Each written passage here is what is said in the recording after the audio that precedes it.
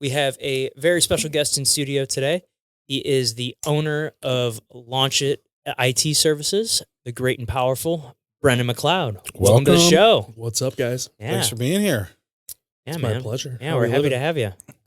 It's funny because like you and I, kind of knew each other for, a few years before we actually met in person. Yeah. Through Angelo. And it was cool that, finally got to, meet each other and you're a member up here now. So it's Yeah. awesome.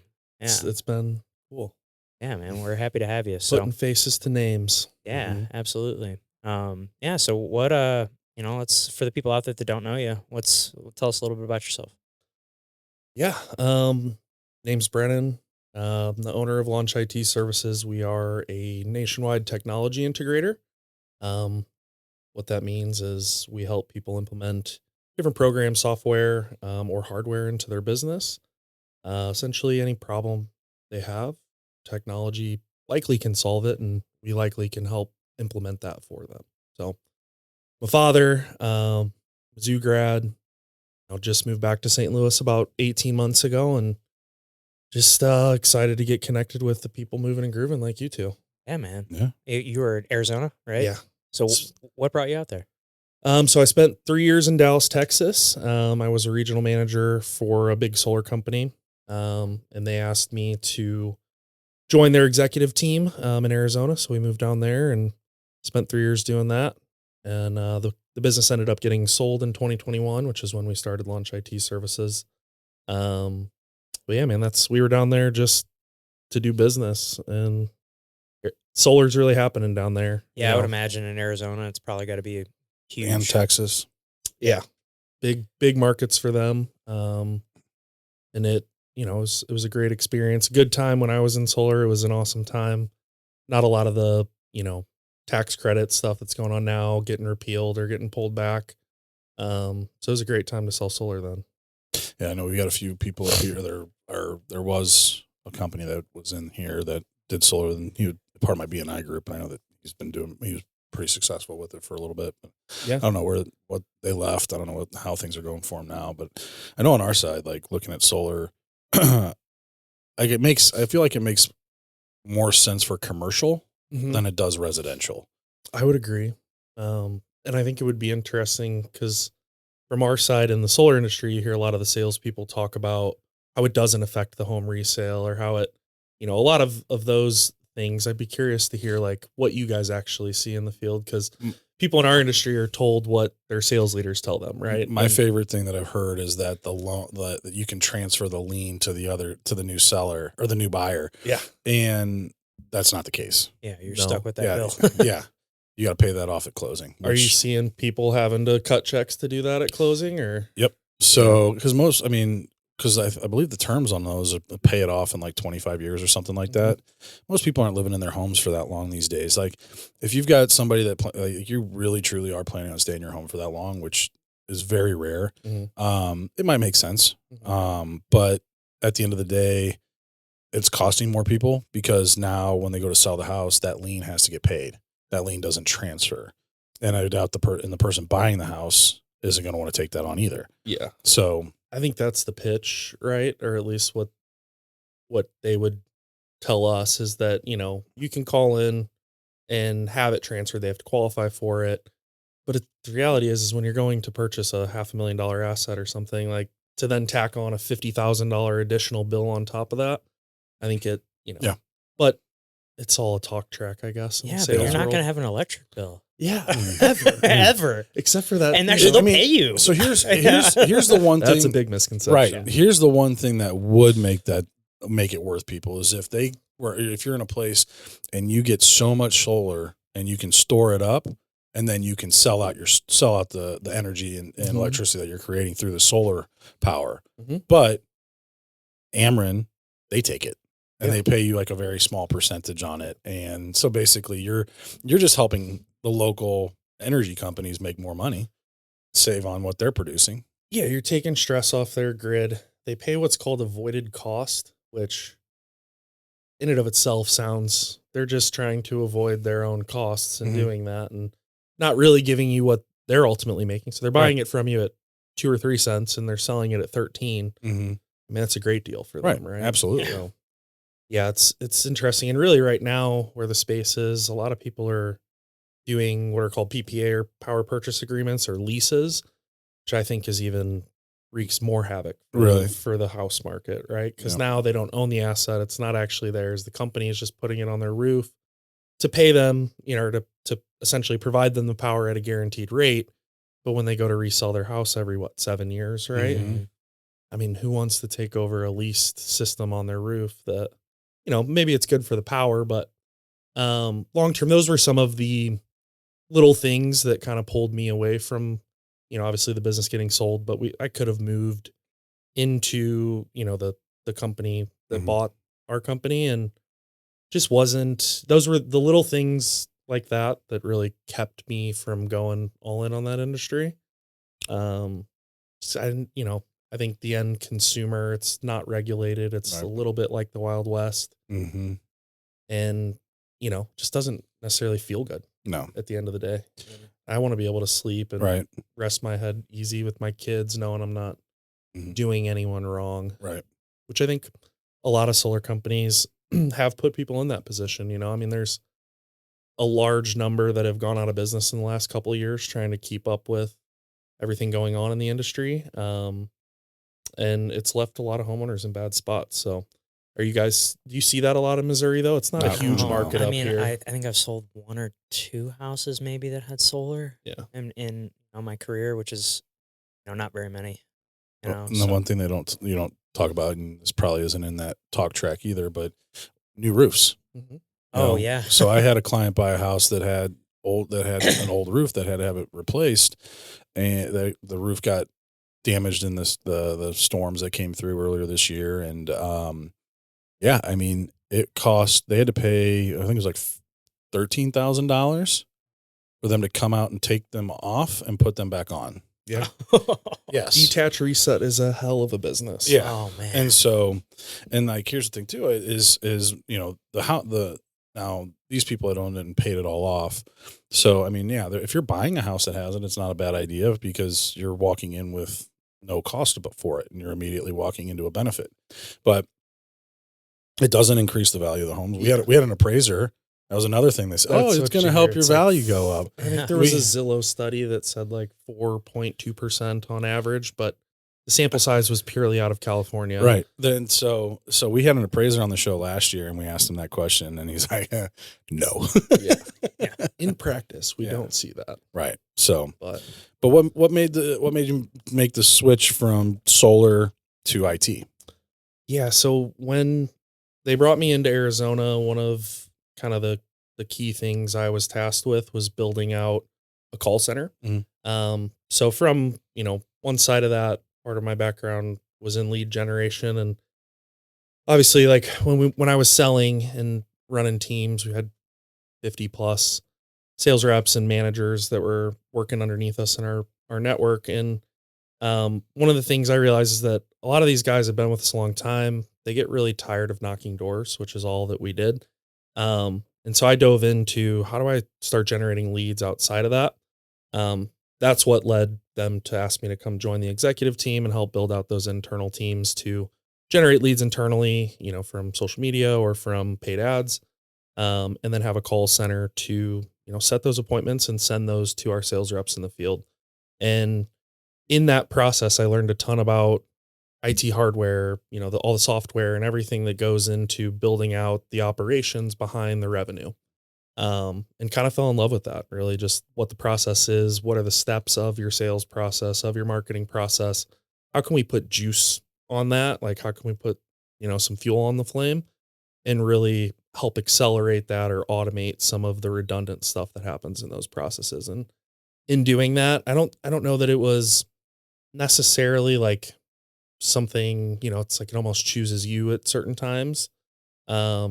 Where after the business was sold, I had, some competitors or, some people I knew in the industry reach out and say, hey, it went very well there. Can you come kind of help us tighten up our systems and do that stuff? And started out with a bunch of solar companies and has expanded into home services and other construction, commercial services businesses that we've worked with, and really just enjoying the the nature of how every day is different. Every project's different. Nothing's, and maybe to my own detriment that, it's not super like productized, if you will. It is very custom work that we're doing, but I think that's what keeps me engaged in it.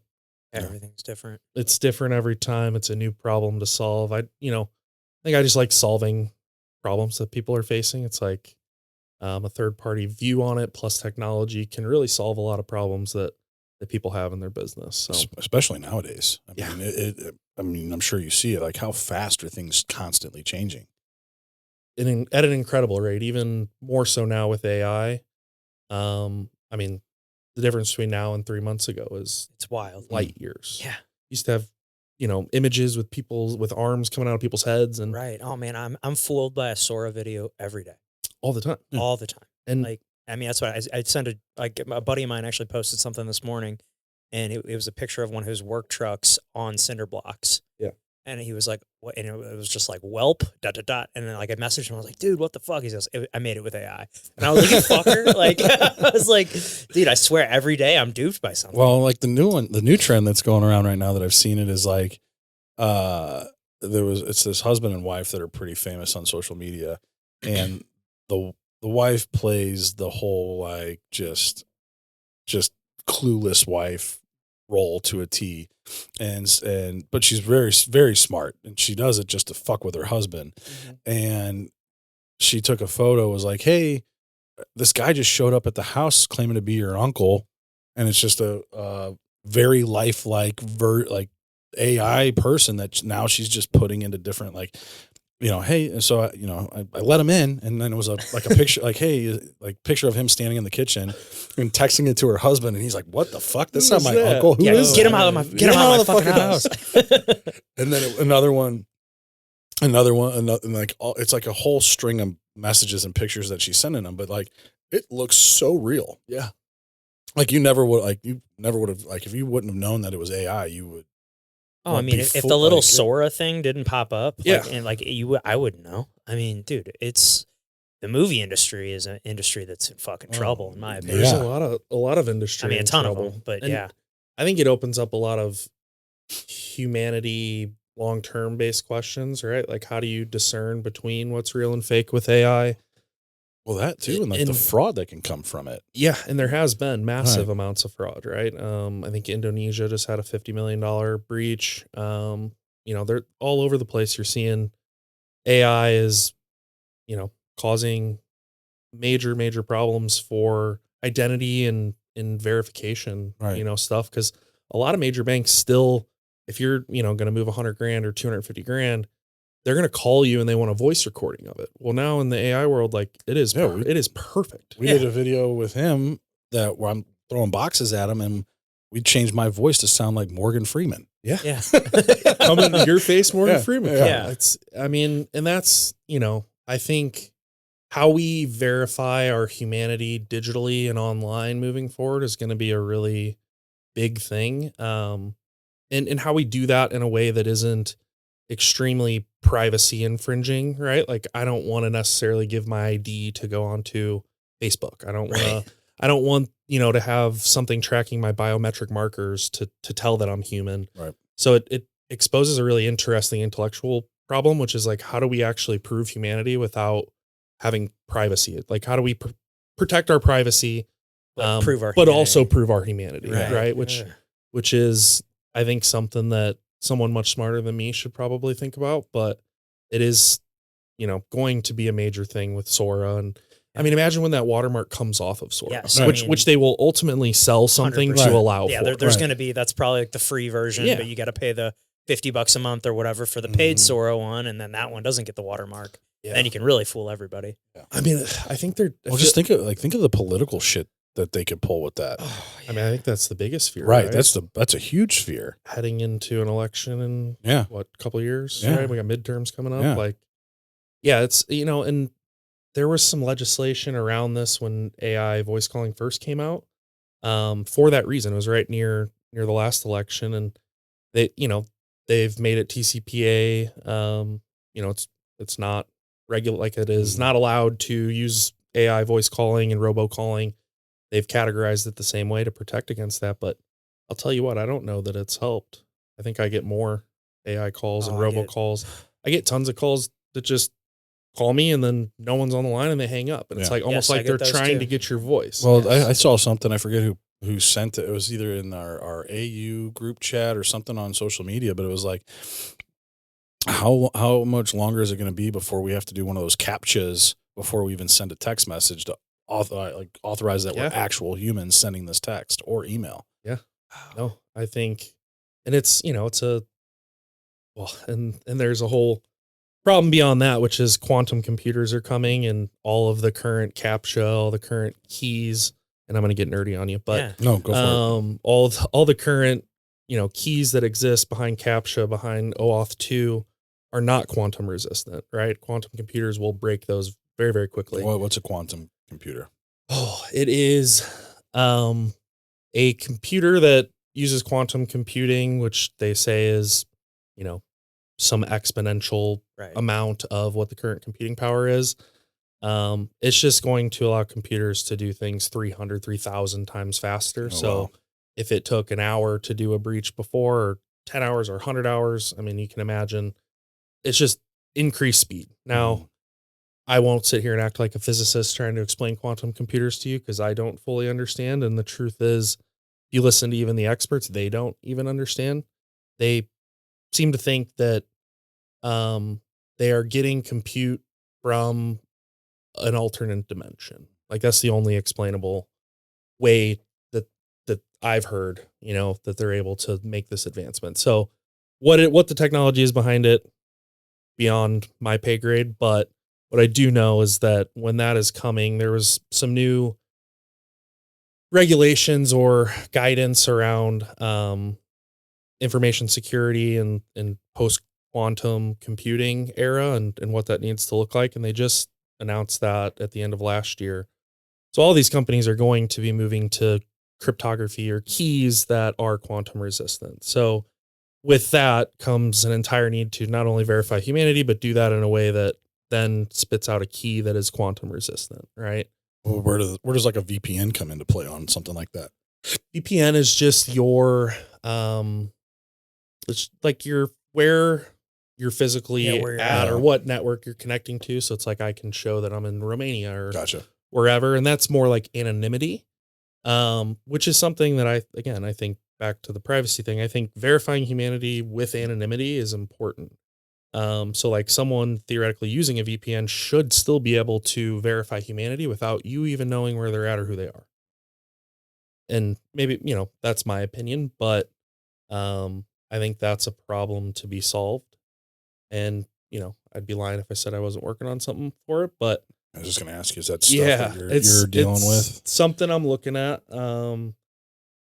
Again, there's this new guidance that's out, and there's a couple new algorithms, one called dilithium crystallization, or dilithium crystals is the program, that generates these cryptography keys.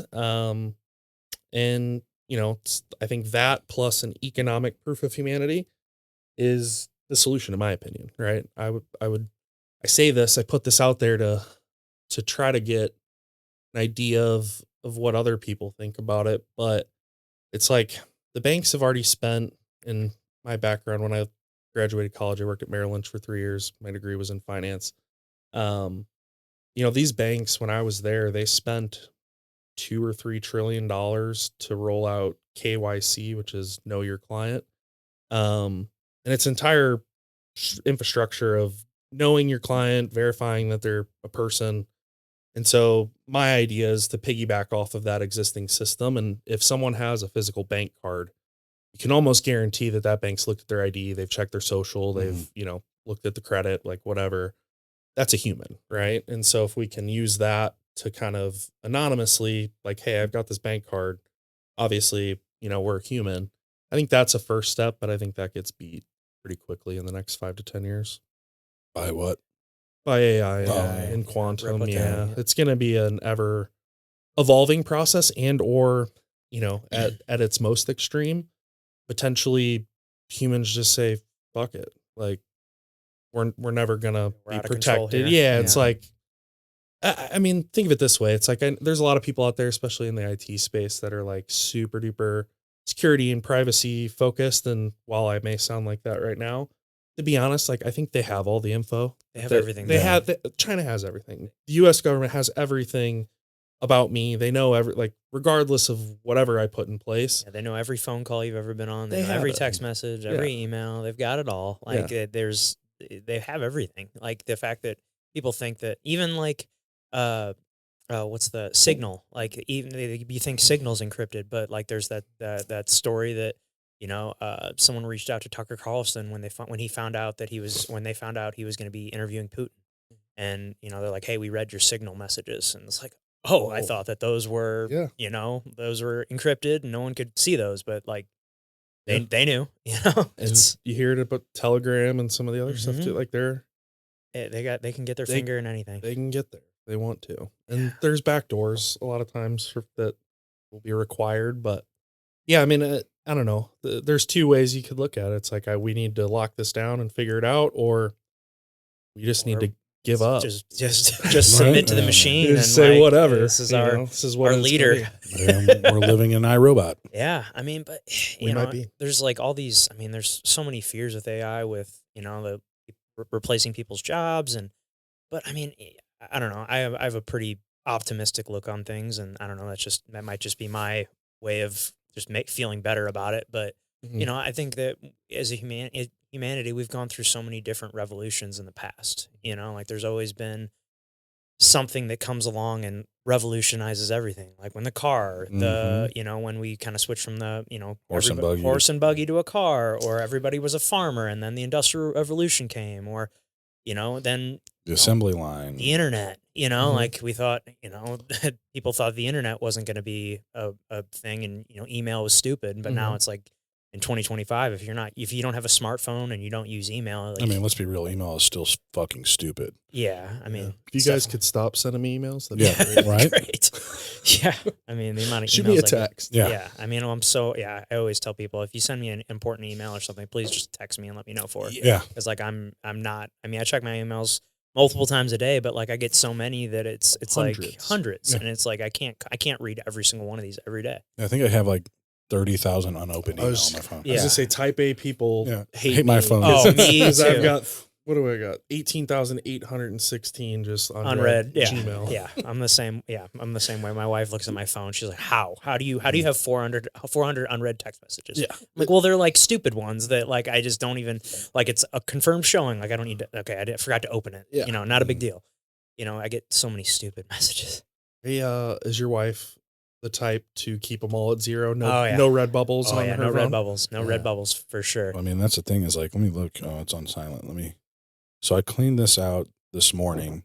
I haven't looked at my email yet. So since I cleaned it out this morning, I have 202 emails, just work emails. Just today. Just today. Just today. And I'm sitting at 21,000. That's just one mailbox. I can switch over, but yeah, 21,000 unread emails in my personal stuff. So I'm like, nobody. I mean, if I wanted to have a clean inbox, that would just have to be what I focused on all day. All day, yeah. Like all day. I would just do nothing other than open emails, or just be better about not signing up for stupid BS. Yes, I've got several. Like I'll make a new one. I'm not going to sign up for anything, and then next thing you know, you're getting 200 emails. Well, that's the thing is I've got two personal emails. One that's just for personal email, and the other one that's just for subscriptions. Yeah, I've got an old bullshit one that I use for, if I sign up for something that I, whatever. Yeah. Just so everything goes there, and I can keep my work ones somewhat clean. But even those ones get fucking gunked up with shit too. Like especially with, my phone number and email is fucking everywhere. Yeah. Right. I mean, that's part of my business, but so it's just, I'm just getting part hit of it, up. just getting hit up constantly. But I will say the greatest thing that Apple did was show us when we're getting spam calls. Oh yeah. That's great. I mean, I get so many of those. I get at least like 20 a day. It's absurd. And it's just, and it's always the same thing. You answer the phone, you hear that little boop, bloop, bloop, and it's like that's my cue to hang up. Yeah, that's my cue to hang up every time. I'm like, you think they'd figure that out? That was, I know what this is. I used to do a lot of cold calling. That's the dialer switching over because you got multiple lines dialing, and I'm the one that picked up, so it's going boop boop to you, and there's always like a 3 or 4 second delay before they're like, "Hello, Mr. Fagas," and I'm like, it's like, "This call being recorded." Yeah, that call being recorded for I'm just like, oh god, but that's it's part of just the world we live in now. But yeah, for anyone who still has that, there's a couple lines of code you throw in your dialer, and it will stop doing that. And Really? it will get people to answer. Yeah. okay, Can't have noise when you answer the phone, right? Like, I imagine the vast majority of people hang up on that. Yeah. So I would say if you want to improve your throughput rate on calls, take that off your dialer. For sure. It's a pretty easy fix. Yeah. Now, is that something you can just go in and fix on like a Mojo or a Red X? Like you can go in there and do that, or do you have to have like your own dialer? Depending on the program, a lot of them will have a feature to do that. Like a lot of the folks that we see in solar and in some of the other industries we work with, they use a dialer called Vici Dial, which is an open source dialer that you can kind of layer stuff on top of. You can build a front end on it, and it's fully customizable, so you can take out those beeps and take out stuff like that. But yeah, like I don't know about Mojo specifically, but That's the one I had the most experience Ready with. Mode, I think you certainly can. But yeah, I mean, even I know a lot of people who still use Vici Dial that leave the beep on. The beep on. Take it off, dude. Yeah, I mean that's one of the quickest and fastest optimizations I would make, probably. Yeah, because you're hanging up immediately when you hear it. 100%. Yeah. So. Yeah. And then the recording thing is always a little off-putting for people, I feel like, sure. which isn't necessary everywhere. And it is 100% necessary. Actually, one of the reasons I was brought up to the executive team at the solar company was that the guy before me caught a very big federal DNC lawsuit so they called someone, that was on the DNC, that person complained. When that happens, they get to look through all of your call recordings, all your books. And what they realized was that they weren't disclosing in 2-party disclosure states where you have to tell people you're recording. They weren't saying that they were recording, and they got sued for millions and millions of dollars. And so I came in behind that, had to be very sensitive to those things. And continue to be. And there are people still just risking it all on this stuff. And I'm telling you, like, I've seen multiple. Actually have a client right now in the middle of one, nothing to do with our stuff, but he's in the middle of a federal DNC, or not a DNC, a DCPA violation case for texting and calling this guy that was on the DNC 1 and 2. They texted him without consent, and so he's trying to put together a class on them. That happens, and it's like I hear a lot of people like, they're not worried about me. Yeah. And this isn't a small business, probably a $50 or $75 million a year solar business, but there's bigger fish to fry than that, right? And they're still chasing these people down. And really what it is the guy they called and texted, he's a professional litigator, or he's a professional plaintiff. All he does is partner with this law firm and just bait people to do that to him. And then they sue them and they get class actions, and I'm sure he gets a kickback. But yeah, I mean, they're spending lots and lots of money to do this. I just got pulled into discovery on it. So it's, it's out there. It happens. So word of caution to the people. If you're out there ripping text message campaigns in bulk, maybe think twice. Oh, man, I should probably think about that with my Friday text messages that I send out. I feel like yours are all to like realtors. Yeah, that's all it is, and it's all people that I know. B2B totally cool, right? It's the business to consumer that is the issue, problem. Right? Like for you, Zach, your info is publicly on the internet because you're putting it out there to do business. Someone can call you, right? Sure. Whereas, you call on someone's home phone or their cell phone or texting them, that's where you can get in trouble. And again, it's not the normal person. It's someone that knows about this and they know what the fines are. It's like, don't quote me, I think it's like $1,000 to $10,000 an occurrence or something like that. So when they come in and they open up your books, and they're like, well, you didn't disclose that you were recording to 30,000 people. All of a sudden, that's a really massive multi-million-dollar lawsuit. So if I'm calling and I'm not recording, though, is it as big of a deal? As long as they're not on the DNC list, right? So if you're scrubbing your list and you're good, right? totally good. If you're not recording, don't have to disclose, obviously. But if you are, Missouri's not a two-party consent state. So you can record anything without telling the other person. But California, Florida, Massachusetts, a lot of the more blue states are two-party consent states. And then Florida with consumer protections around old, retirees and stuff like that. Is why they have that. So, Okay. Makes sense. Yeah. yeah. It's fascinating. Yeah, for sure. There's so much that goes into it now.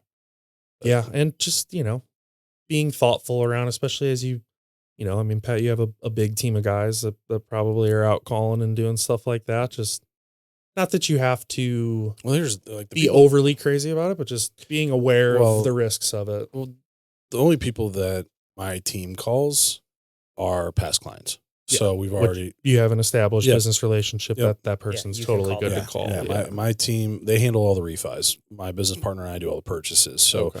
we're bringing in the new business and then they're going to be on the back end like, hey, got a refinance opportunity, things like that. So other than that, I mean, they're not out. And really the only cold calling that I do is calling real estate agents or financial advisors whose information, their businesses, they're out there. Yeah. So it's not like I'm What is the reception of that? terrible. Is it? Like, fuck, What about the financial advisor side? Most of the time I call it's they don't have their cell phones out there. It's just their office. Yeah. And I get met with the gatekeeper. Yeah, the gatekeeper. Yeah. The gatekeeper. Unless like I said, I mean, I try anytime most of the time the financial advisors that I reach out to are people that I've met in person. Mm-hmm. And I'll have their cell phone numbers. And so I'll give them a call or things like that, or like asking my clients like, hey, who do you use as a financial advisor? I love being connected with them Mm-hmm. and having those conversations. And usually I'll have them just like, hey, see if it's okay if you can with your financial advisor, if you can share his information and then go that way. Mm-hmm. That's usually how I get it. And it's not ever really a cold call for financial advisors because there's some sort of connection that was made. What's the angle there for you? So financial advisors, well, you got people that are trusting you with you're trusting this person with your money and to get you to retirement. Mm-hmm. That's one of the most trusted relationships you can have. Uh-huh. And so if I can be if I can be that financial advisor's preferred lender, Uh-huh. like that's already built Just- in trust. And I mean, if you get a really good financial advisor who, let's just say they've got a book of business of 500 clients. I mean, numbers wise, I mean, at least one or two, maybe three might be buying, especially come refi time. Yeah. That could be another big thing because ultimately the way, and like I talk to a lot of my clients when I refinance them, I'm like, hey, you're saving a good chunk of money. If you don't have a financial advisor, now's a good time to either one, you can put that money back into your mortgage, but once it's back in there, you can't really do anything with it unless you're selling your house or refinancing. Obviously, you want to get this mortgage paid off, but let's be real. Most people are always going to have a mortgage until they get closer to retirement. Right. So it's like, let's put that money to work elsewhere. Yeah. How can we get it and still be somewhat liquid? And so I'll get them connected with different financial advisors that way. So the referrals there can be pretty back and forth on stuff like that. And so that's the biggest thing because like I said, and most people that have financial advisors are doing pretty well and probably pretty easy clients to work with and get through the process and just making it make sense and educating them on it. So, there's a lot of good reasons to partner up with financial advisors. Yeah. That's one thing Same I always, on my side too. I've gotten dozens of leads from my financial advisor over Really? the years. Yeah. Oh yeah. Yeah. Him and I have a great relationship. We're good buddies. We train jiu-jitsu together and we're good friends. And yeah, he sent me, I've helped him buy his house and I've helped him, he's probably sent me at least a couple dozen of his people over the years. Wow. So it's been great. It's awesome. Yeah. I was with Merrill Lynch when I was an FA, and we were in bed with Bank of America, so we would have to refer all that business out to Joe Blow down the street that we had no relationship with. And, Right. and what sucks about that is, and Bank of America They is suck. yeah. big conservative Oh. monster beast of a business, of a bank. I and- just have had several, actually this year, I think I've had two of them, of people close with Bank of America. And it's just like, nightmare. it's a nightmare. There's one company that's done really well with that, and they've developed their own internal mortgage company. That's Stifel.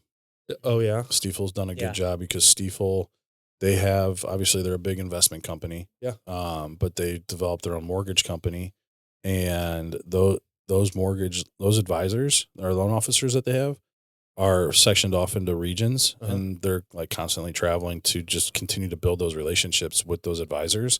I mean, if you go and look at the average production of a Stifel loan officer, I mean, they're closing hundreds of $1 million in loans a year. Yeah. Just because they're doing all of these things for these very wealthy people all over the country. Right. And massive loan amounts and all that. Cause I mean, Stifel's a pretty reputable name within that. Do you work with anyone at Stifel? I can't get in there because they've got their mortgage company already that's got each financial advisor is already partner. Like, you go in and are given a list of financial advisors that you're to represent, and it's your job to build those reputations and build that reputation with those financial advisors to get that business. It's funny and then they offers like super big discounts when it comes to rate. Comes to rates when you're with a Stifel financial advisor and then use a Stifel loan officer. Yeah, I mean their rates you can't. No one can touch them. No one can touch it. So I did my first mortgage on my house that I bought in U City, 2015 or 16. Through Stifel, one of my fraternity brothers, Dalton Hilleman, is a loan officer. His dad. Charlie's his dad. So my mom and Charlie used to work together a long time ago, and that's who. When I first got in the business, that's who she didn't want me to come to Cornerstone. She wanted me to go to work there. I'm like, I'm not a suit and tie guy, Mom. Yeah. Like, I'm not going in there every single day. That's not who I am. Like, I wouldn't be able to do this if I did that. Like, it's a little bit, it's treated like more structured. Yeah. Yeah. And they show up to the office every day. Oh yeah. Suit and tie. Suit and tie. Yeah. I mean, they're like financial advisors, but on the mortgage side. But Charlie is one of the top producing. He's a killer. Oh yeah. I mean, hundreds of millions in business a year. And so Dalton's a killer too. Yeah. So that's who my mom, because my mom wanted me to go and work for Charlie. Yeah. When I first got in the business, because her and Charlie have known each other for decades. Really? Yeah. It's cool. He was a baseball player. Yeah. Yeah. Played CBC. Yeah. I think. No, I'm talking about Charlie. Oh, Charlie was. I didn't know that. Yeah. I don't know that I've ever, other than in passing and at fraternity stuff, met Charlie too much, but. Yeah, Dalton was a pretty good ball player himself too. Was he? But it's funny. So the partner I worked for at Merrill, she is now at Stifel. Okay. So she took her whole $300 or $400 million book and moved it over to Stifel. So she probably got sick of Bank of America's crap too. Probably. Yeah, because when you have business owners and you're dealing with and that's commercial banking plus the mortgage, plus Charlie helped establish the mortgage business for Stifel. He helped start it. Yeah, he is a big. He's a genius he's incredible when it comes to mortgages. Really? Yeah, he knows his shit, and he developed that whole program for him. Yeah. What kept you from going there? The biggest thing was the freedom. Just the environment and the culture. I mean, that's not even so much the culture. Like, I mean, I could have put on a suit and tie and done that, but I don't want to be 9 to 5. Like they want you there 9 to 5. And I like the freedom to be able to work from here, to basically do my own thing. I mean, this is what I wear for work, and just, it's comfy. And I like to wear hats. As much shit as these guys give me for having nice hair, I love to wear hats. This motherfucker's got beautiful head of hair and he's always got a hat on. Yeah. It's the baseball. Yeah. I've got the reason to wear a hat, Pat. But that, and then, compensation. So now I probably, because of the loan amounts and the sizes that they're doing, I probably would make more money there, but the compensation per loan is cheaper. And I like where we're at because I'm helping, they're working with people that know that they're going to get a house. I like helping people that don't know that they could qualify to purchase a house. Most of my business, people will call, I don't think I'm going to qualify. I'm like, actually, no, here, we can get you into something like this. And then we do. And they're the happiest people. I feel like I'm just, the reward is greater for you. Correct. Yeah. I like that. And you're making a difference, Yeah. It's like difference in people's lives that need it. At Stifel, they could go to Stifel. They probably go for the rate, discount, but it's they could go wherever. Yeah. And probably get a great deal. Yeah. No, I mean, whenever I go up against a Stifel loan officer, I'm like, especially if I know that they bank with Stifel, I'm like, I'm not even, there's I can't touch it. Good luck. Yeah. Congratulations. You're wealthy. There's something to be said about that ecosystem, right? Like having all of that in one place to kind of keep your customer completely surrounded by all services. It's kind of Right. it's what It's they did smart. at Bank of America Merrill Lynch Yeah. too, right? Like commercial plus plus wealth Yeah. management plus, all the mortgage and auto and all the other stuff. It's like they can really put some claws into you and keep you around for a long time. So Yeah. No, like I said, it's a great company. It's just they have a very small mortgage division, but their mortgage division is just pumping. yeah. So It's cool. but So you and your wife started Launch It together? We did not. So I started Launch IT in 2018. A little bit before we ended up selling. I was just doing some consulting and some one-off client stuff, but 2021 went full into that. My wife was an elementary school teacher, so she taught a self-enclosed classroom of highly gifted, IQ tested above 130 Oh, wow. children. Cool. And so she My did wife's got that. one of those right now. She's special ed, but she's got this Really? one kid that I think she said the other day he walked up to the whiteboard and just started doing multiples of 13, like 13 times 1, 13 times 2, like all the way up to like 20 something. Oh, She wow. goes, and this kid's like 5 or 6. Holy cow. And she's like, "Holy shit, this kid's smarter than me." Yeah. Like, And that's really how it is. And so yeah, she did that for a long time. And I think she, as much as she loved it, it's a lot. Like we ask a lot of our teachers today. Mhm. They're there 8 hours a day watching your kids. And then what people don't see is they have to come home, do all the planning, do all the grading. It was a 12+ hour day, but she ended up, going away from that. She stayed home with the kids for a couple of years. And then for whatever reason, just not for whatever reason, she's a doer, right? She wants to be doing stuff. She wants to make an impact, and she just couldn't sit idle and just be the stay-at-home mom, that I think everyone wishes to be. Or, a lot of women, I think, idealize wanting that. And in practice, she thought she wanted that and found out that she absolutely didn't. And so it took her maybe a year after that to she started kind of helping out in the business. And over the last year or 18 months has really gone full in to the point where she runs 99% of the fulfillment on the business. So wow. sit down with the client, do all the strategy, get a good plan in place. We'll document that really well. And then I hand it off to her and her team, and they do all the fulfillment. They meet with the clients, I'll jump on and meet with them, as well. But, by and large, she handles pretty much everything from that point on, which was a huge unlock for me. Right. I had tried hiring tons and tons of people. Probably have gone through 30 or 40 people in the business at this point, like just trying different people, different roles, different things to try to take stuff off my plate. And, I think if I reflect and am honest about it, it's really a shortcoming of mine.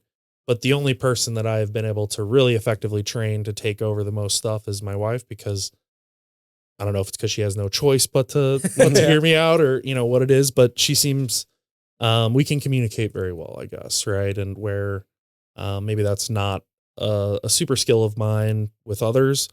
I think I tend to take for granted that people know things that they don't, and I don't explain them as thoroughly. And so it was really cool to bring her in because we can communicate. Now she is as proficient, if not more proficient than me at these things. And she's a teacher. So now she can teach our people, right? Which is super helpful for me, right? Because that kind of stuff takes a lot of energy out of me, and she draws energy from it. So It's awesome. yeah, it worked out really Just well. worked out perfect that the person you needed was sleeping right next to you every Yeah, night. it is. It is. Well, And I kind of knew that all along, and I was telling her that, right? Like, I find her to be incredibly, intelligent and talented. And, I just always felt like as a teacher making 52,000 or whatever it was, just felt like there was much more impact that she could have on a broader group and probably get compensated better for her skills. Took her a long time to come around to that, because she's not like a money driven person. But I think she's seeing that now, like the impact she can have not only on our clients, but our clients' clients, and just the web that creates is I mean, I think it's meaningful to have 20 kids for 20 years, but it's like the impact of your life is defined by 400 children. Mm-hmm. Like when you could reach 400,000 children if you wanted to, right? And we talked about her opening a micro school and all the different ways that we could have her still pursue that same thing, but in a way that allows her to capture some of the upside, maybe. And again, I talk this way, but she does not think that way. But I think over the years we've kind of beat it into her a little bit. It's like, hey, you're worth a lot more than what the teaching world will pay you. So it's been cool to see her come around to that. That's awesome.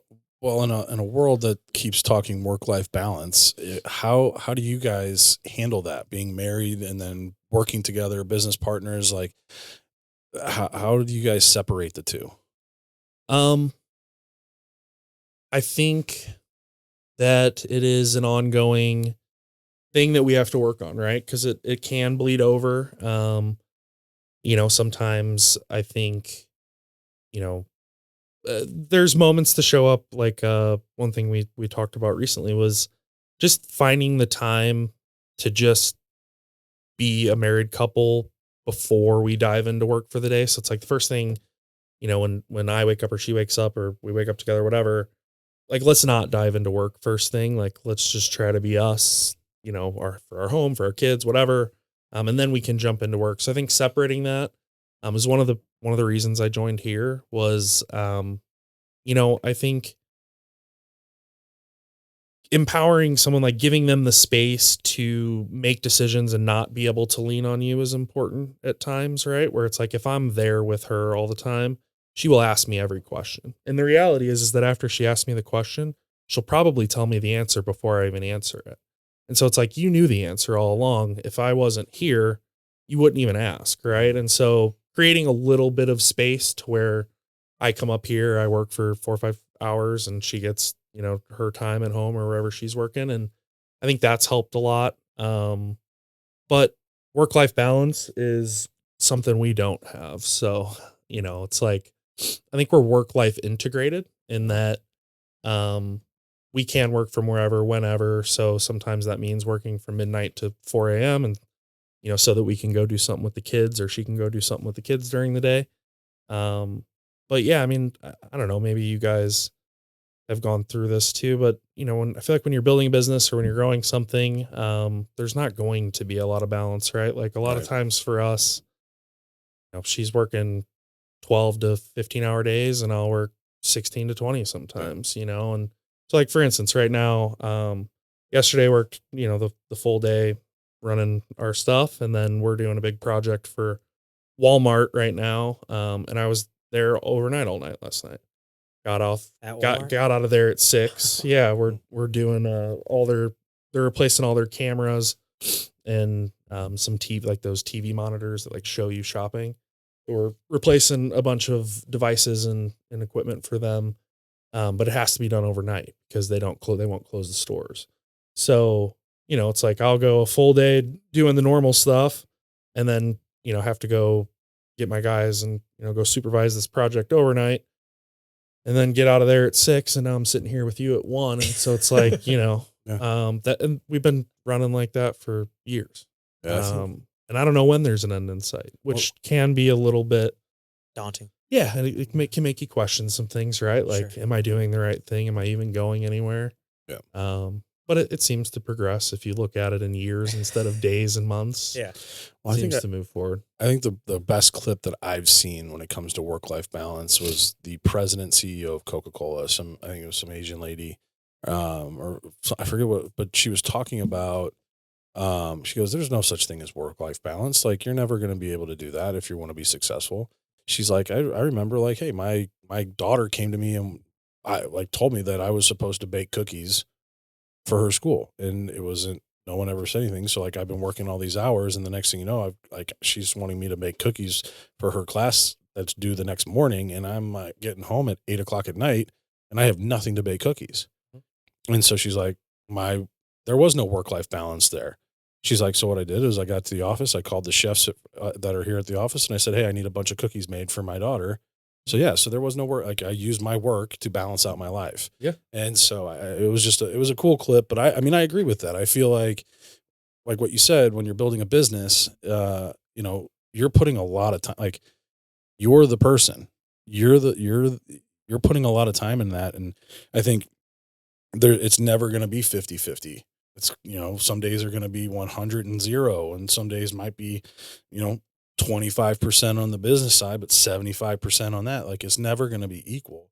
And I think that was, I learned that obviously through my marriage. My ex-wife was a realtor. So we worked together and we still work together. And that was the thing. We worked really well together, but we didn't we co-parented well together, but everything else was a problem, Sure. which we never put the time into that. Yeah. She was building her business. I was building my business plus raising 2 kids.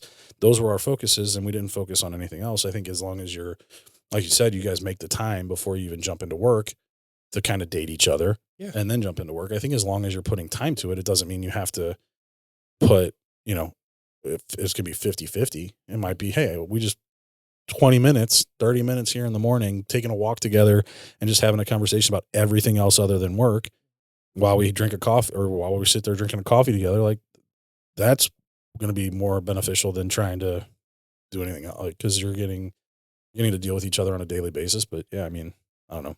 Yeah. I mean, if I really look at how much time I actually spend with my wife every day, I mean, it's really like it's an hour and a half, maybe, We like spend more time together. Yeah. Oh, for Yeah. sure. I always say Yeah. we're like married, Yeah. like, I mean, we spend about 30 minutes together in the morning. And then at night when the kids go to bed, then we like hang out for an hour before one of us is falling asleep on the couch. Yeah. Like that is, I mean, Monday through Friday, that's our lives. And, when people talk about work-life balance, there's a quote I heard a while back and it's one that always just kind of pops in my head when this comes up. And it's, there's no solutions, only trade-offs. And so it's, there's not a solution to this work-life balance problems. It's trading one thing for another. Yeah. Or you're just going to be mediocre at both. Yeah. Yeah. So I would rather be dominant in one and and then in the time that I allow for it, the best at that time. Yeah. Like, listen, I'm still trying to provide for my family, provide for my kids.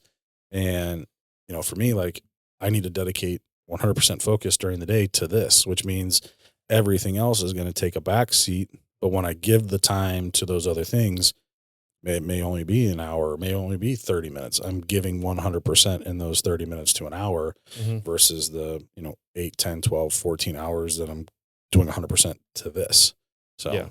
No, I agree. I think it's being intentional with your time and then just realizing that like at different times you have different priorities, right? And not trying, like I think one thing I'm working on is not being so critical of the trade-off, right? It's like if you are committed to whatever the goal is, right? And there's going to be trade-offs, just not second guessing that, right? Like to me, providing is important, right? And obviously being there, spending the time is also important. But like if I at this point in my life try to weigh, like would I rather be the dad that was at every baseball game, at every school event, at every single thing, or would I rather be the dad that built something that they have the option to step into? I think I would choose the latter as of today. And whether that's right or wrong, or selfish, which it could be, I think the impact long term or the thanks that I'll get for creating something that, it's like a lot of my closest friends, they're now business owners and stepping into third generation businesses. And I can tell you that the way that they approach things, like they have the ability to prioritize their family a little bit more, I feel like, because they have a stable business that they stepped into. That business isn't going anywhere. And I think that's a different place to be coming from. And I would like, I don't know if it was Tony Robbins or Ed Milet said, and I think about it all the time. He said, in every family, there was one person that changed the entire trajectory of that family. And in my mind, if I have to be the one to sacrifice everything else to be that, I would do that. Wow. And that's the trade-off I think that I have made in my head. is that if the trade-off is that I'm not the best dad in the world, I don't think my kids are going to look back and hate me. Right. But I also don't think they're going to be like, Dad was always there and he sat on the floor and did crafts and did all this stuff. And it's like, to me, that's okay if I'm the one that their sons and their daughters like don't have to worry about paying for college or college debt or like any of that stuff that I had to deal with. Maybe you guys had to deal with. Not that it's a bad thing to pay for your own school or do those things, but I think creating that and being the one is very important to me. And like I struggle a lot with, so since I was 18 years old, I've had one goal and one kind of saying, and it's 100 million or bust. And the reason for that is when I worked at Merrill Lynch, I had clients. There was a couple, one particular couple. They were both corporate executives at publicly traded companies, and retired with probably in their mid 50s with, I don't know, $25 million worth of assets.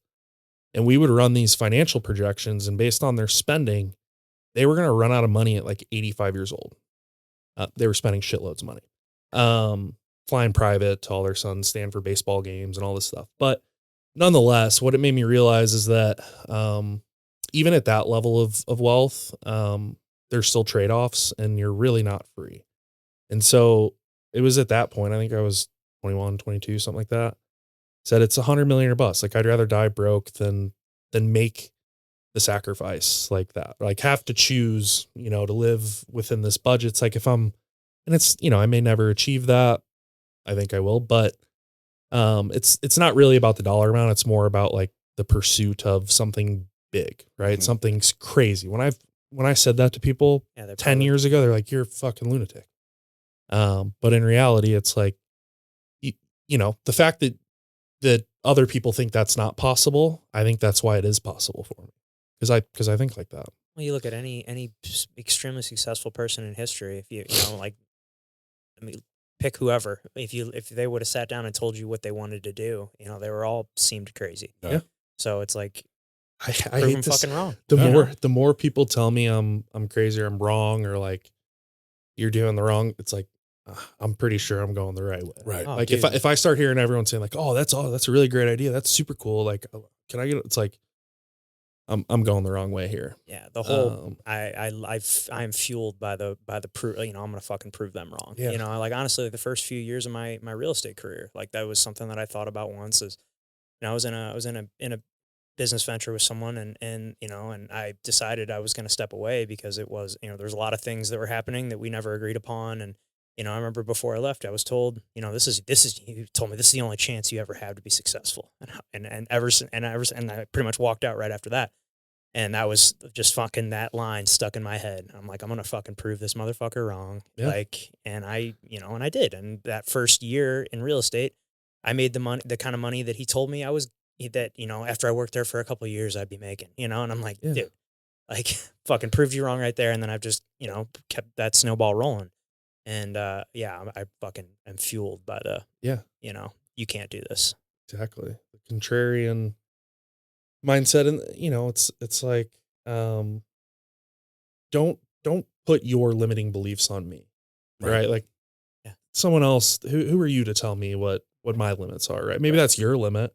Yeah. But that's just purely between their ears, I think, right? Like which is, and I was talking to Josh out there. Every unlock I've ever had in business, right? Like going from whatever to six figures to multiple, like has been, I would have thought it was some strategy or some specific thing, paid ads, this, that. It's actually just been getting out of my own way, figuring out my own mental shit.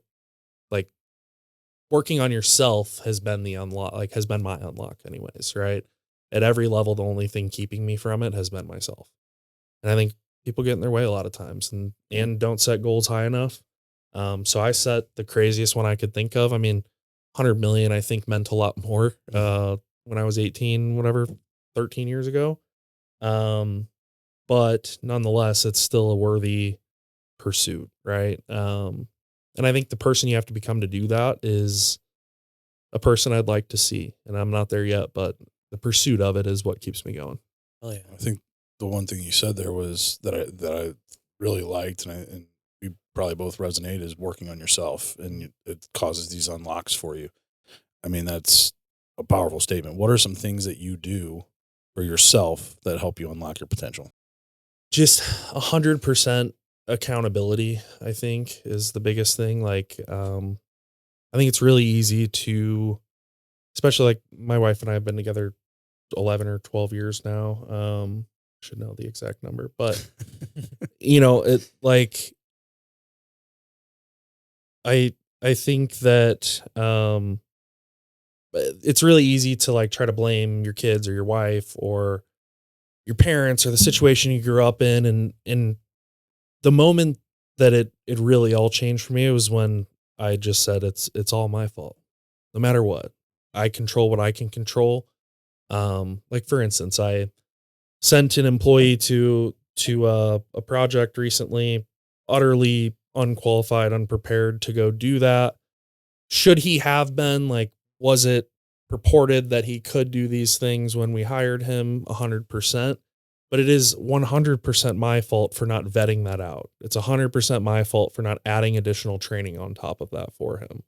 And so I've started to try to frame everything in a way that is my fault. I think that was a Have you big unlock. have you read Jocko Willing's Extreme Ownership or any of that yet? I've watched a lot of Jocko stuff. I haven't read the book. It's very similar to what you're talking about. I Yeah. mean, one of my favorite quotes, and this was, one thing that, with a question asked by a divorce attorney as well as this quote, really helped kind of get through the divorce and everything that happened.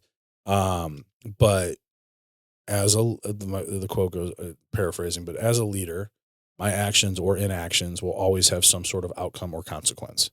So basically, like you said, you're taking extreme ownership of everything. And, he also says there's no bad employees, just bad leadership.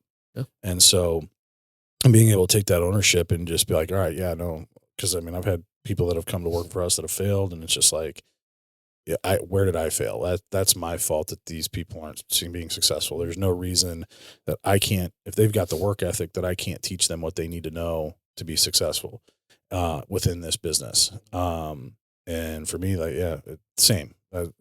Taking that ownership, and being asked, that Jocko quote. I mean, it's helped me with a lot of shit. Yeah. And giving yourself some grace, I think, is another thing. Cause, with a goal like 100 million or bust, doesn't leave you a lot of wins in between, right? So, it's like you could get a win, but it's like, man, I'm not at 100 million yet, so I'm not happy.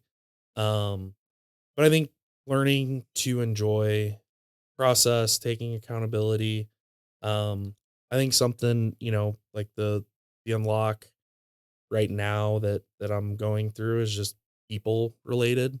You need people to build a good business, and for a long time, even to some level still, my wife and I have a really hard time passing things off to others because we think we could do it better or faster, or it feels like slowing down to train someone. Um, and then just how you communicate with people on the daily, right? Like I can be a pretty intense person, very goal driven. So it's like when someone is not, or they're being soft, or they're making excuse, like I will call them on their shit. And like, that's not always the most conducive thing for owning a business. I had a realization the other day with one of our clients. You know, we had a project that was not the smoothest, right? And, they wanted us to do another one of them at a different location. And, I shot them a quote that was super duper high, purposely, right? Like, cause it was a difficult thing. And the person that I was interacting with, was just very abrasive, and like it just made me not want to do work with them. And then their boss called me and was like, hey, like, we really need someone to do this. Like, how, just, he was very agreeable and just very, um, I don't know how to describe it, but just like what I took away from it was, and he was like the account executive or whatever, the highest person on this account that we're working on. And I realized that like a lot of the most successful people I see are just some of the most agreeable, not like not that they're pushovers, but they're agreeable. They're not really trying to have conflict constantly. They're not um beating their head, like, they try to work with people, and it felt very easy to work with them versus the other person, and it just made me realize, like, these people that get to the very, very top of what they're doing, most of them are just really, really talented with people. They don't have confrontation. And if they do, they handle it in a way that's healthy and it doesn't leave a negative feeling. And so those are, some of the things. And I think we try to teach our kids, be good humans, be kind, be that. But in a stressful environment, and when there's money on the line, and, people are making you look bad or whatever it is, it can be really easy to, not be that. Right. And so it's something I'm trying to dial back the intensity a little bit, dial up the emotional or the EQ, and I think that'll be a big unlock for Yeah. me. Yeah, the EQ side of things is huge. We talk about it a lot here, but there's there's two books: Emotional Intelligence and then Emotional Intelligence 2. Yeah. I read both of those, and they were phenomenal books. Really. Yeah, just kind of teaches you different ways to, like you said, unlock things. Yeah. And I think part of it, the show being about manhood, and you can answer this out, but like I always think and I think, what was it? Alex said it best. He goes, I think as a man, gentleness, first thought. And I was like, well, I'll take it a step further. The emotional intelligence to know when to be gentle and when to be violent. Yeah. And, I just think having that EQ and like, it was like, I've known people that have had high IQs, but low EQs. Mm-hmm. I've never met anybody that has a high EQ with a low IQ. Yeah. So, I just think it's extremely important. Yeah. I think people with high EQ mask their IQ at times. And that's why they do understand the person, and they just meet Get them on at their their level. Yeah. Exactly. Yeah. They meet them where they're at. And so that it isn't super obvious in your face that they're really intelligent, because they're just meeting you where you're at. But that might be the most intelligent thing you could do. Right. So that's the thing. And I think it was Josh that posted this question. So you should ask him about this too and what he feels, because I specifically remember it because him and I had a discussion about it. He goes, what's more important, having a high IQ or a high EQ? And I said, that's why I was like, I just don't think you can have, you can have a high IQ but low EQ, but you can't have a high EQ without a high IQ. And there's a lot of very, very intelligent people that are, not where they would like to be, I think, or where they thought they would be. Oh, absolutely. So I think there's something to be said there that I would argue EQ gets you further, probably. Oh, for sure. Absolutely. Especially in a leadership role, right? Like, it's one 100%. thing when you're in an individual producer role, but as soon as you step into that leadership role, it's everything, right? Even if you're in an individual role, you're going to have to be dealing with people in With the some clients, way. yeah, With the yeah. client Yeah. in some sort of way, Mhm. and I mean, that emotional intelligence is going to come into play. Yeah. And maybe that's what when I say agreeableness, right? Like Yeah. with these clients, it's like they just have high EQ. Like, they understood that I was frustrated. They like made me feel like, Mhm. hey, we understand you're frustrated. Like, we're going to take care. Like, they Yeah. just were very emotionally in tune with like what was going on and how to de-escalate and get to the outcome they wanted ultimately, which is Right. like, man, these guys are good They're sales good. people. Yeah, they're good sales You people. guys are good. But yeah, no, I mean, I think that's a huge piece. And it's like when you're first starting a business, it really does, to your point, Pat, like it feels like what it requires to go from 0 to 100 or to 250 or whatever it is, like that first milestone for you. It just takes brute force. It takes raw violence. But what it takes you to go from there to the next one is completely different, I think. And, I've done that first phase 3 or 4 times now successfully. Figuring out the next unlock is, I think that's where you got to start reflecting and be like, okay, in order to go to, 1 million, 2, 3, 5, 10, it's people, it's keeping people around, how you make them feel. And when you're really intense and you're brute forcing stuff, like you'll hurt feelings. And in the long term, that's just going to keep you right where you're at, which I've seen Yeah. personally, churning through employees and stuff like that. And some of that's me, these things we're talking about. Some of that's, probably the first 5 or 6 technicians and hires we had at the business had no training, had no onboarding, had nothing made for them. It was just like, come on in, we'll teach you on the fly. Right. And it's like, people expect these things, right? Like they expect to have a training, they expect to have an onboarding of the first 2 weeks. What does it look like? Just little things like that. It's like, I started implementing those, people stuck longer. Right. And then as you start treating them well or taking them out to lunch or getting to know their family and taking them out to lunch one time, it's like those little things make a huge difference. Understanding when their birthday is and sending them something, knowing that their wife just had surgery. And, it's like all these little things that you can do that if you're so focused on brute force and just willing it into reality, like you're probably going to miss some of those things, which is going to ultimately just keep you in the rat race working 16 to 20-hour days like I am. So you guys had your first kid while you guys were finishing college. How did that, Did. teach you about responsibility and perspective? Yeah. I think it made us grow up fast, man. We found out over the summer after our junior year. So we went into our senior year knowing, my now wife and I knowing that like it was coming and we were going to have him in March and we weren't going to graduate till May. And so it's like, I can't even imagine. My wife must be so strong to walk around a college campus pregnant as Yeah. hell her senior year of college. The judgment, all the stuff I can't even imagine. I didn't think of it much then, but yeah, I mean, it was a lot. We had to grow up fast. We were 22 and had a kid, and I think a lot of people got to spend their 20s enjoying and making friendships and doing stuff. And I dove straight into the work world, started selling satellite TV, solar door to door, and thankfully, I had to take that seriously, right? I had mouths to provide for, and I bought my first house when I was 23. Probably not because I would have had I not had a kid, but because I had a kid. Like Yeah. that's what you it's what you have to do, right? So I think it just made me grow up a lot faster. I think I don't regret at all missing things, but I do think there was, there's that 22 to 30 kind of range where people go out and they make good friends and they make connections and they travel and they do a lot of stuff. And we didn't get that, which is fine. We got to raise 3 awesome kids, but um, yeah, man, it makes you grow up fast. So my hope is that we'll have them all out into the world when we're about 45.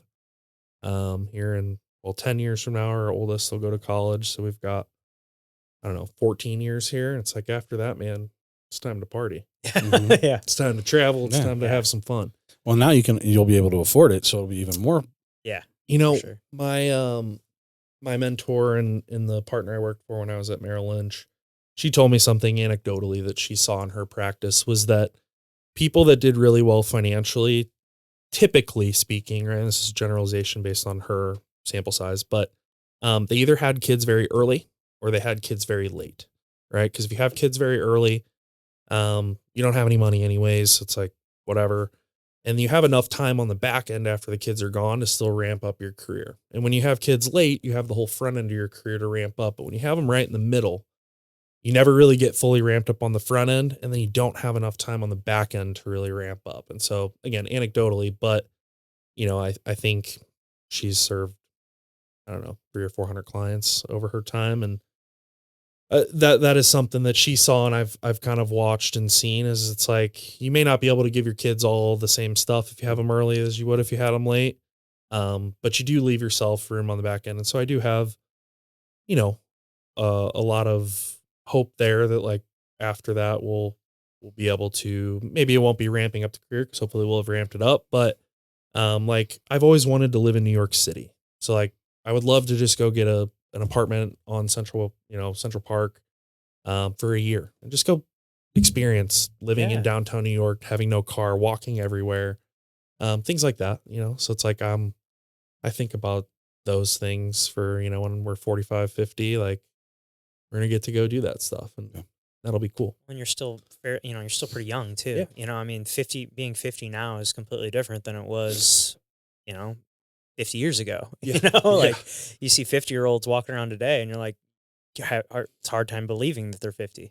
I mean, there's people are taking way better care of themselves, and and we know so much more now about health and fitness and and how important that is. And as long as you keep up with that throughout your life, like Yeah. you can be way more able-bodied like into your Sure. later years. And I want to be able to go, when my kids are in college, I want to go down and drink with them and hang out and have a good time. It's funny. My college roommate, his dad, I mean, there was quite an age gap between his mom and his dad, but his dad was like 87 or 88 when we were in college. Oh, wow. So like, and I don't know if you guys ever hung out with folks that have, a little bit older parents, but they're a little different. It's, it's just like growing up around a 70-year-old, like when you're a baby is different, it's wild. like, but yeah, I mean, his mom was, I don't know, 30 years younger or something like that. He was I think in the 60s or something. He had one of the biggest, lawsuit. Like he had one of the biggest lawsuits in Illinois state history. I guess he did a class action lawsuit against a pharmaceutical company or something like that. And still holds the bugs. Yeah. And so, you can date people 30 years you younger can, when you for do that. sure. When you make a bunch of money, you can do that. So, Well, I mean, so speaking of the kids, and this is something that we talk about on here a lot, and having this show, if something were to happen to us, our kids can always come back and be, or even as they get older, they're like, oh, this is what our dads were like when they were in their 30s and so on. Yeah. What's one message you would want to leave your kids if they were to watch this, say 15, 20 years from now? That I did it for them, that I wanted them to have what I didn't. And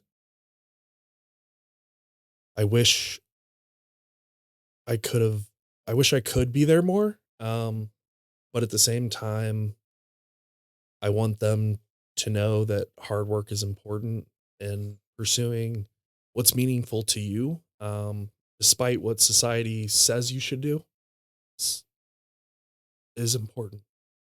Follow your heart and don't give a fuck what anyone else says. That's awesome, man. Yeah. It's amazing.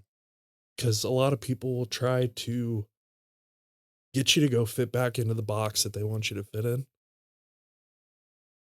And I just want them to be them. Because I don't know that I had the chance to be. I think it kind of got, like, I look at my oldest and he has a lot of the tendencies that I had, which I think got beat out of me a little bit, like not physically, but just your parents want you to be socially accepted. They want you to do well in the world, and they only do what they think they need to. And all I want for him, for my oldest and all of them, is just to be exactly who they are, with no worry that I'm judging them or anything else, right? I don't want them to do anything except what they want to be. That's awesome. Yeah. Beautiful. Love it, man. Well, Brennan, this has been amazing having you in here, man. Really enjoyed this conversation. Is there anything we didn't get to that you wanted to chat about? Appreciate you guys. Yeah, Thanks for having me. Yeah, absolutely. Well, we do end the show the same way every time. So before we get you out of here, Play a little game. Call it the tombstone game. Here lies Brennan. What's it say on your tombstone? It says 100 million or bust. That's what I was gonna say. I was like, I bet that's what it was in my head. That's amazing. I love it. It was 100 million or bust, and you can put the scorecard on the tombstone. Whoever writes that one up, we can put the scoreboard on there. Love it. That's perfect. Awesome. Well, thanks to everybody that tuned into the episode here. If you could, please hit that subscribe button for us. Pat and I have a goal to get to 500 subscribers on YouTube before the end of 2025. So help us hit that goal. Hit that subscribe button. Share this episode with a friend. Comment what you thought below, and we will see you next time.